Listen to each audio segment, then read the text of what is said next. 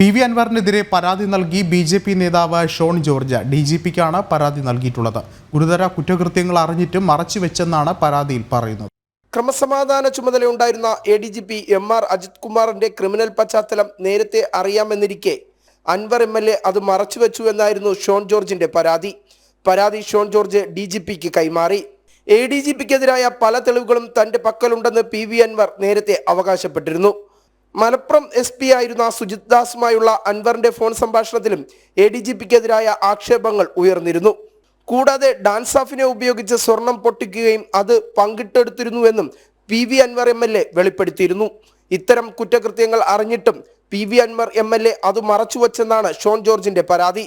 BNS നിയമപ്രകാരം 239 വകുപ്പ് അനുസരിച്ച് ഗുരുതര കുറ്റകൃത്യം അറിഞ്ഞിട്ടും അത് ഉത്തരവാദിത്തപ്പെട്ട കോടതിയിലോ പോലീസ് ഉദ്യോഗസ്ഥരെയോ അറിയിക്കുകയോ ചെയ്തില്ലെന്നാണ് ഷോൺ ജോർജിന്റെ മറ്റൊരു വാദം. ജനം, തിരുവനന്തപുരം.